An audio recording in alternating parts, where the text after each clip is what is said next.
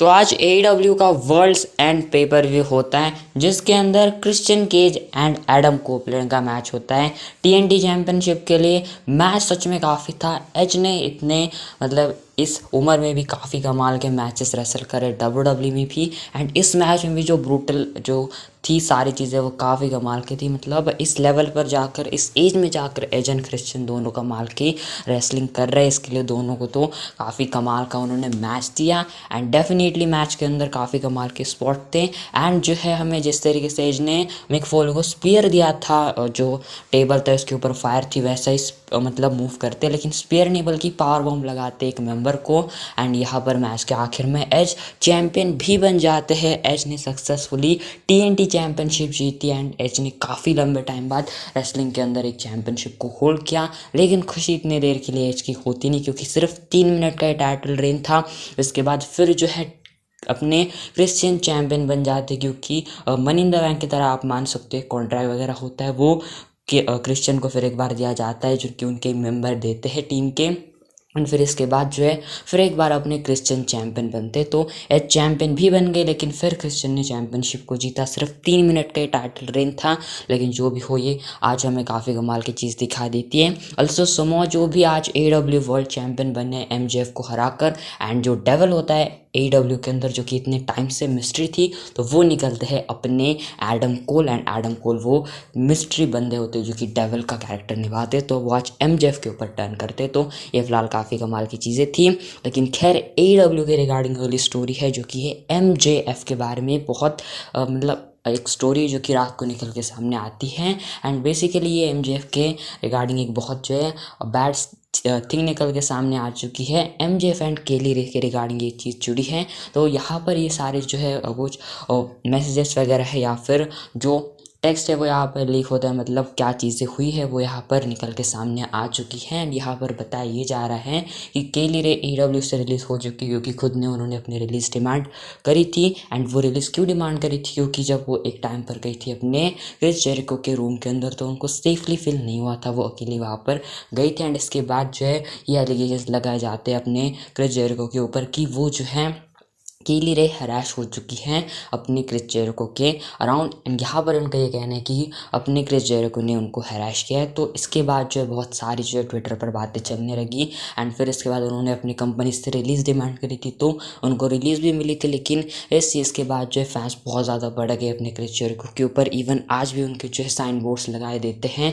आज का उनका मैच भी होता है AEW के अंदर, तो इस पर भी फैंस उनको बहुत जो बैडली ट्रोल वगैरह करते हैं। उनको फायर करने के, रिलीज़ करने के भी हैशटैग वगैरह ट्रेंड चलते। तो यहाँ पर बेसिकली जो केली रे के सपोर्ट में बहुत सारे लोग हैं। एंड आज भी देखो तो बहुत सारे ऐसे साइन बोर्ड्स होते हैं जो कि कहते हैं कि MJF अपने जो क्रिस जेरिको है उनको निकालो कंपनी से। तो यहाँ पर से सारी बातें निकल के सामने आती है। लेकिन ये फिलहाल बहुत बैड थिंग है क्रिस जेरिको के बारे में। पता नहीं इसमें जो रियल क्या बात है, लेकिन अगर ऐसी चीज़ है तो ये सच में बहुत बेकार चीज़ है क्रिस जेरिको के अराउंड। लेकिन जो भी हो, लेट्स सी क्या चीज़ें होती है। लेकिन केली रे के रिगार्डिंग बहुत सारा सपोर्ट है। एंड अब लेट्स सी क्या इसके रिगार्डिंग क्या कोई और चीज़ निकल के सामने आती है, चैनल पर आपके साथ शेयर करूंगा। लेकिन ये फिलहाल कुछ चीज़ है जो कि अब निकल के सामने आ चुकी है।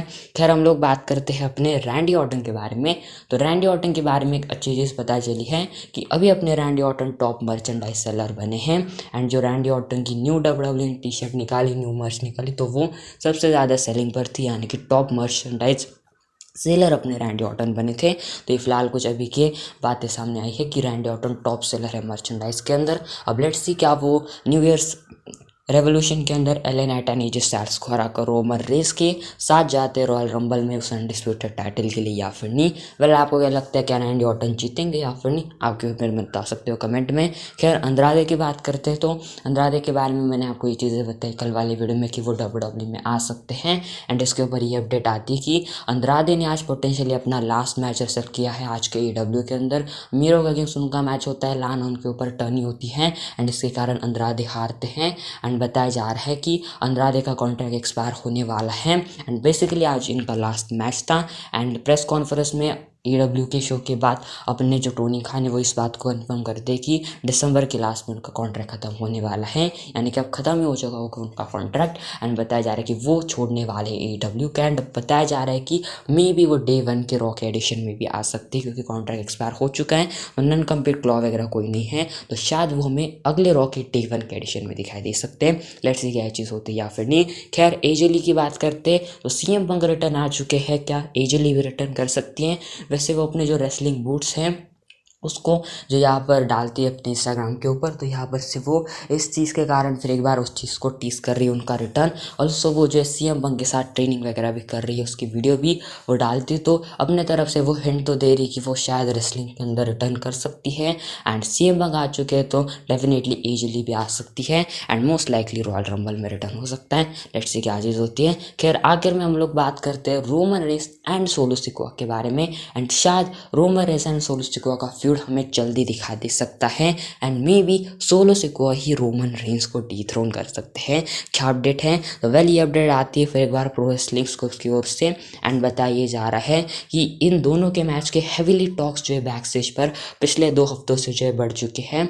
एंड बैक स्टेज पर इन दोनों के मैच के डिस्कशन हो रहे हैं पिछले 2 हफ्तों से। एंड हायर अप्स को ये आइडिया पिच किया गया है एंड वो इस आइडिया के साथ भी अग्री हैं, लेकिन बहुत सारे लोग ऐसे बैक स्टेज पर जो कि इस आइडिया को पिच कर रहे हैं कि सोलो सिकोआ ही वो बंदे हो जो कि डीथ्रोन करे रोमन रेंस को उनकी अनडिस्प्यूटेड चैंपियनशिप के लिए। लेकिन अभी तक ये सिर्फ पिच किया गई है चीज़, ये कंफर्म चीज़ नहीं है, लेकिन बैक स्टेज पर इसके पिच हो चुकी हैं। बहुत सारे जो इस पर हायर अप्स भी जो बातें वगैरह भी कर रहे हैं। 2 हफ्तों से इसके रिगार्डिंग टॉक्स भी बढ़ चुके हैं कि Roman Reigns and solo Sikoa का मैच हो। एंड बताया ये भी जा रहा है कि 2024 जो है सोलो सिकोआ के लिए काफ़ी कमाल का साल हो सकता है। एंड वूजर ने भी इसके रिगार्डिंग अपडेट दी थी, तो डेफिनेटली आने वाले टाइम में बहुत कमाल की चीज़ हो सकती है।